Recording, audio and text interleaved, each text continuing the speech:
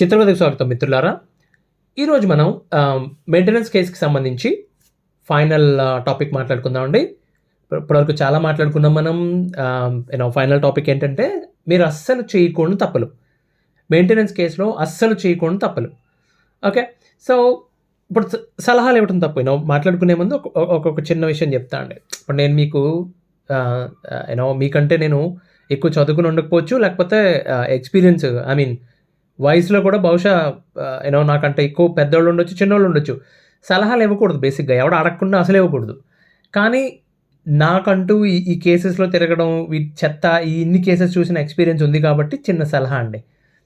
Maintenance కేసే కాదు. Especially maintenance case fight చేసే మగవాళ్ళైనా, ఆడవాళ్ళైనా కూడా అండి, మీరు కేస్ గెలవాలంటే అండి, మీ ఇంటెన్షన్ అనేది కరెక్ట్‌గా ఉండాలి. జడ్జిమెంట్ మీకు ఫేవర్‌గా ఉండాలి అంటే, మీ సంకల్పం సరి అయిందై ఉండాలండి. ఇప్పుడు మగవాళ్ళు మీకు పిల్లలున్నారనుకోండి, ఇప్పుడు విడిపోయిన వాళ్ళ గురించి చెప్తున్నాను నేను. వాళ్ళు మీ భార్య దగ్గర ఉన్నట్లయితే అండి, వాళ్ళ ఆర్థిక బాధ్యత మీదే అవుతుంది. వాళ్ళకి అవసరమయ్యే ఖర్చులు, వాళ్ళ స్కూల్ ఫీజు ఇవన్నీ కూడా మీ బాధ్యత అండి. బాధ్యత ఉన్నప్పుడు మీకు కొన్ని హక్కులు కూడా ఉంటాయి. నిరభ్యంతరంగా మీ హక్కులు కూడా మీరు ఉపయోగించుకోవచ్చు. ఇప్పుడు మీ పిల్లల్ని కలవాలనుకోండి, మీ బాధ్యతలు మీరు సక్రమంగా నిర్వర్తిస్తున్నప్పుడు ఆ హక్కు మీకు ఉంటుంది ఆటోమేటిక్‌గా.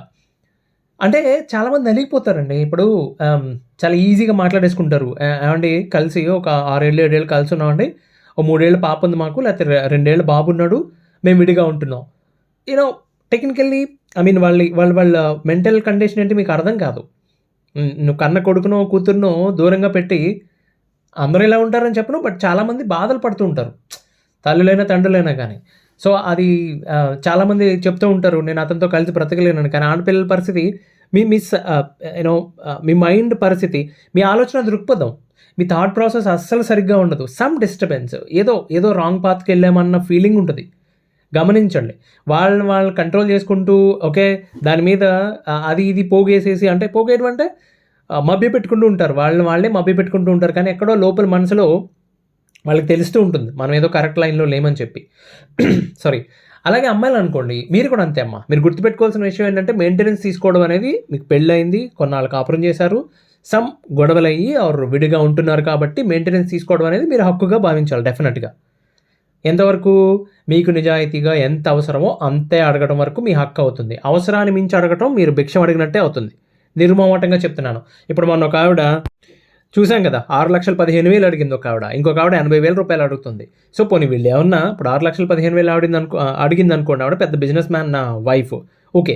ఈ 80,000 అడిగిన వాళ్ళు ఇక్కడ చిన్న చిన్న ఉద్యోగాలు చేసుకునేవాడికి వాడు ఉద్యోగం జీతం వస్తుంది కరెక్టే. ఆడు కొన్ని అప్పులు పట్టించుకోరు. వాడితో మొన్నటి వరకు కలిసి తిరిగారు. కారు కొనిపించారు. వాడికి ఈఎంఐలు ఉన్నాయి, లోన్లు ఉన్నాయి, కొనుక్కున్న ఫోన్తో సహా అప్పే. నువ్వు సన్నగా 80,000 ఎట్లా అడుగుతావు నెల నెల? ఇన్కమ్ ట్యాక్స్ ఎంత కడుతున్నారు తెలుసా? అసలు నాకు ఈ పాయింట్ నాకు అర్థం కాదండి. ఇన్కమ్ ట్యాక్స్ అసలు ఇప్పుడు ఒక ₹1,00,000 సంపాదిస్తున్నవాడు 20,000, 25,000 మెయింటెనెన్స్ ఇస్తే, అంటే ₹1,00,000 టేక్ హోమ్ శాలరీ వచ్చేవాడు 25,000 మెయింటెనెన్స్ ఇస్తుంటే, ఈమెకి మళ్ళీ టీడీఎస్ కట్ చేస్తారు. ఇద్దరు దెబ్బలాడుకుని, దాన్ని ఏదో ఉంటుంది చూడండి, పిల్లి దెబ్బలాడుకుని కోతికి రొట్టు ఇచ్చేసినట్టు ఉంటుంది.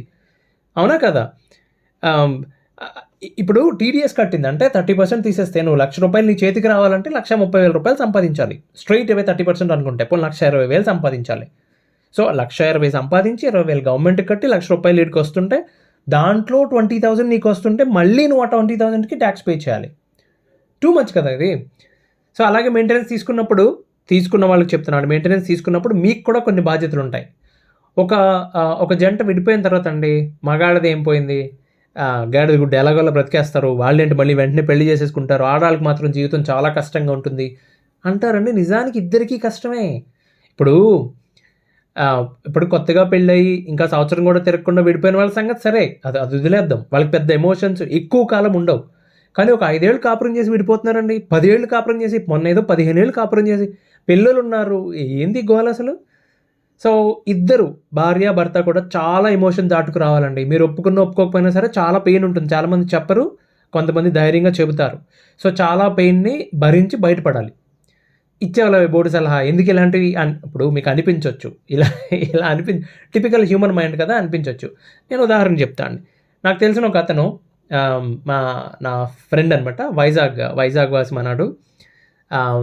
ఫ్రెండ్స్‌లో ఉంటారు కదండీ. రోజు నువ్వు జస్ట్ రెస్పాండ్ అవ్వకపోయినా, జస్ట్ హాయ్ అనకపోయినా గానీ రోజు గుడ్ మార్నింగ్ మెసేజ్‌లు పెడుతుంటారు.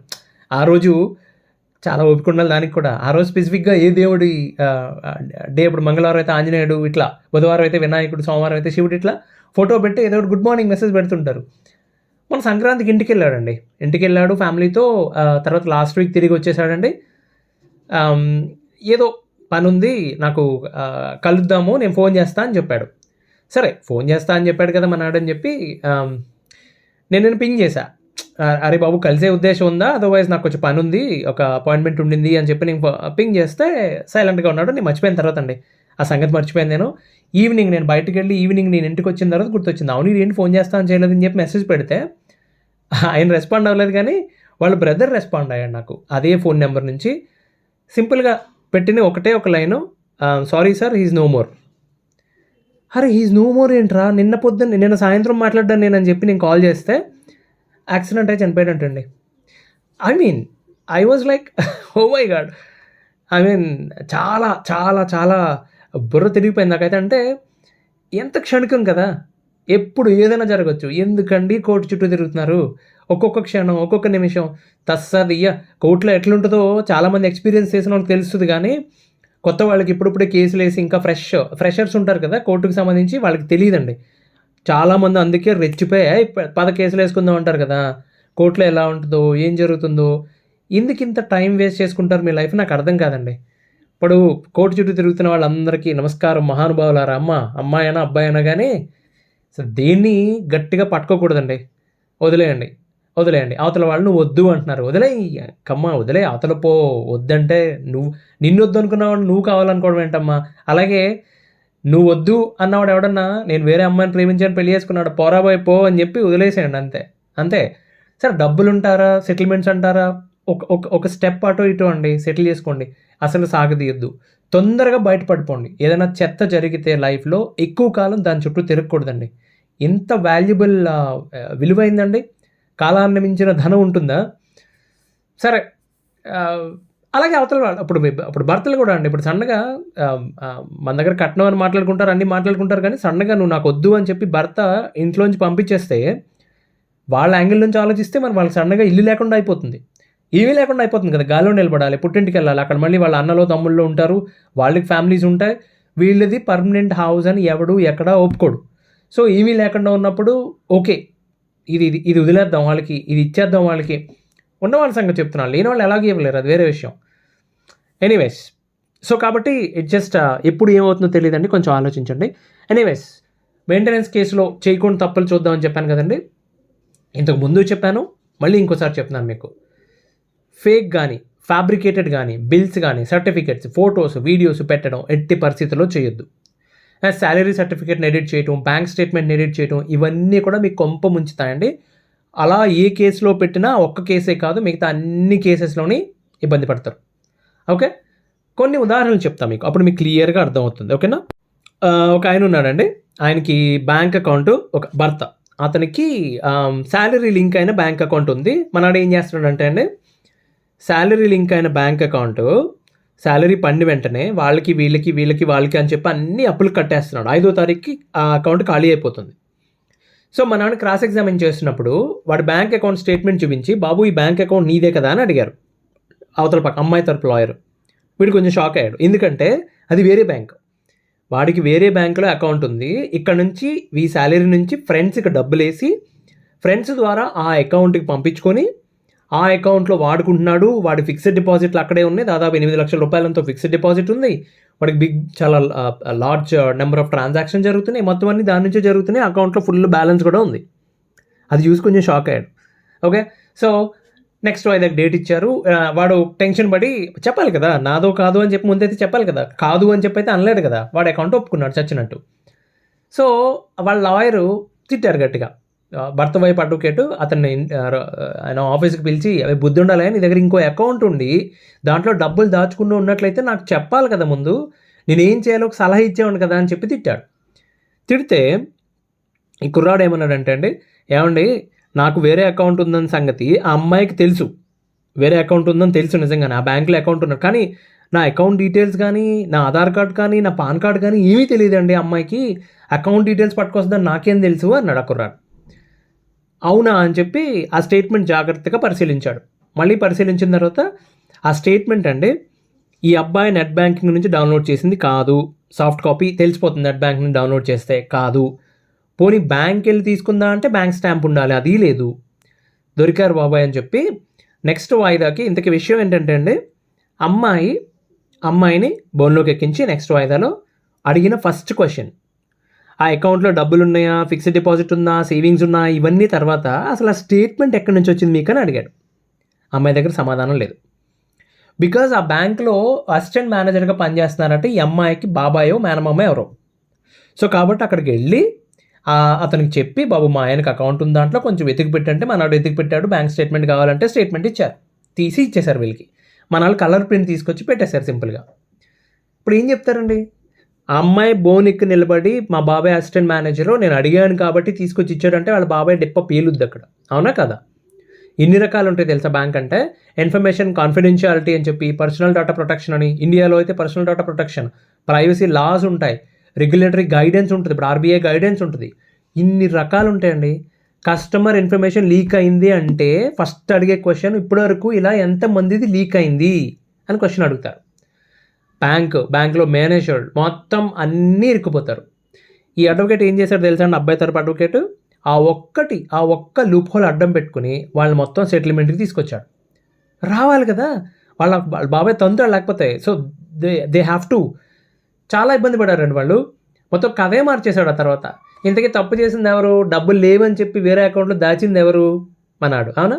కానీ బ్యాంక్ అకౌంట్లో పుష్కలంగా ఉన్నాయి, సెకండరీ బ్యాంక్ అకౌంట్లో, బ్యాకప్ అకౌంట్లో.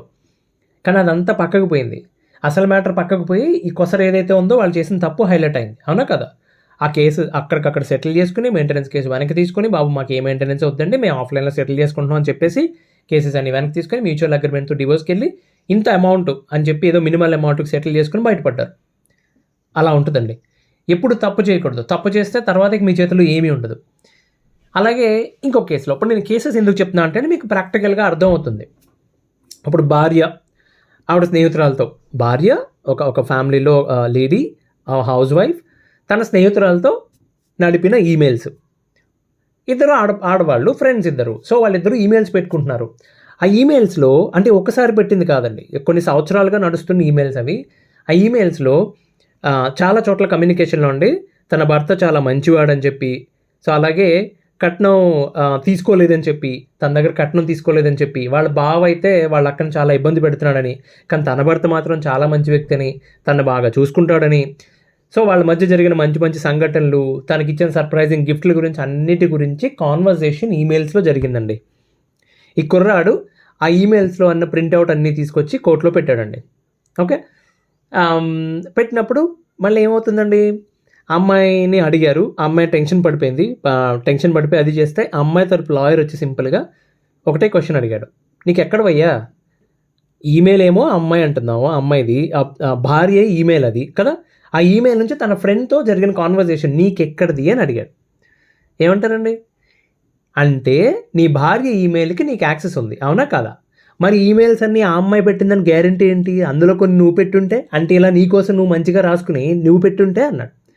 అసలు ముందు ప్రైవసీకి భంగం కదండి, ఫస్ట్ ప్రైవసీకి భంగం, అదొక యాక్ట్ వస్తుంది, 2 సైబర్ క్రైమ్ అవుతుంది, హ్యాక్ చేసినట్టు అవుతుంది ఈమెయిల్, రైట్? అసలుతో పోయింది, అసలు మార్క్ చేయొద్దని చెప్పారు, అది మార్క్ చేస్తే మళ్ళీ ఇది కేసేస్తాం మీ మీద అని చెప్పారు. అసలు కోర్టులో మార్క్ చేసే సమస్య లేదా, ఎవిడెన్సే ఎగిరిపోయింది గాలికి, పైగా మందలించి వదిలేశారు ఇంకోసారి ఎలాంటి పనులు చేయొద్దని చెప్పి. సో అందుకని కొంచెం ఒళ్ళు దగ్గర పెట్టుకుని ఉండాలి, ఎలాంటి పనులు చేయకూడదండి. ఇంకొక కేసులో, అంటే ఉదాహరణలు చెప్తే మీకు అర్థమవుతుందని చెప్తున్నా అండి. భర్త గారు అంటే హస్బెండ్ అండి మంత్లీ ఎక్స్పెన్సెస్ చూపిస్తూ పెట్రోల్ బిల్ సబ్మిట్ చేశారు. ఐ మీన్ దట్స్ ఆబ్వియస్, నువ్వేం కొన్నా నీ మంత్లీ ఎక్స్పెన్సెస్ ఏమున్నా కానీ నువ్వు సబ్మిట్ చేయాలి, తప్పలేదు. నేను కూడా ప్రిఫర్ చేస్తాను దాన్ని, నేను చేయమని చెప్తాను, ఈ బిల్స్ ఉంటాయి అవి. అయితే మీ కార్కి పెట్రోల్ బిల్ సబ్మిట్ చేయాలంటే ముందు మీకు తెలుసుకోవాల్సిన విషయాలు ఏంటండి, మినిమం థింగ్స్ ఏంటండి, మీకు కారు ఉండాలి, అవునా? తర్వాత మీకు డ్రైవింగ్ లైసెన్స్ ఉండాలి, సరే లేకపోయినా పోయిన డ్రైవర్ని అయితే పెట్టుకున్నారనుకోండి, కార్ అయితే ఉండాలి, అవునా? మీ పేరు మీద ఉండాలి. కానీ ఆయన కారు ఉంది, ఎలక్ట్రిక్ కార్ కొన్నాడు పెద్ద ఆయన. ఎలక్ట్రిక్ కార్ కొని పెట్రోల్ బిల్ పెట్టాడండి, ఏం చేయాలి చెప్పండి? ఇవన్నీ చూసుకోవాలి కదా ప్రసాద్, అవునా కదా? ఇంకోసారి ఇలాంటి ఆశాలు ఇస్తే తొక్కుతా అని చెప్పి వార్నింగ్ ఇచ్చారు. సో ఇలా అతి తెలివితేటలు ప్రదర్శించకూడదండి. ఇదే జరుగుతుంది. కాబట్టి ఎప్పటికి కూడా అండి గీత దాటకూడదు. నువ్వు ఆ గీత లోపల చట్టం గీసిన సర్కిల్ లోపల ఉండి ఎన్ని ఆటలన్నా ఆడండి. కానీ గీత అయితే దాటొద్దు. ఓకే. ఇప్పటివరకు నేను కొన్ని ఉదాహరణలు చెప్పానండి. చేయకుండా తప్పలని చెప్పి ఎగ్జాంపుల్ చెప్పాను. ఫేక్ ఇవన్నీ ఫ్యాబ్రికేటెడ్ సబ్మిట్ చేయొద్దని చెప్పి. సో దీన్ని ఇంకా ముఖ్యమైనవి కొన్ని ఉన్నాయండి. అస్సలు చేయకుండా తప్పలు ఇంకా కొన్ని ఉన్నాయి. ఇంకొక ఎపిసోడ్లో మాట్లాడుకుందాం. అది సెపరేట్ ఎపిసోడ్కి, ఎందుకంటే ఇప్పటికి చాలా లెంగ్తీ అయింది. ఇంకొక ఎపిసోడ్లో మాట్లాడుకుని మెయింటెనెన్స్ గురించి మనం ఇక క్లోజ్ చేసి will move to the next topic. అంతవరకు సెలవు. ధన్యవాదాలు.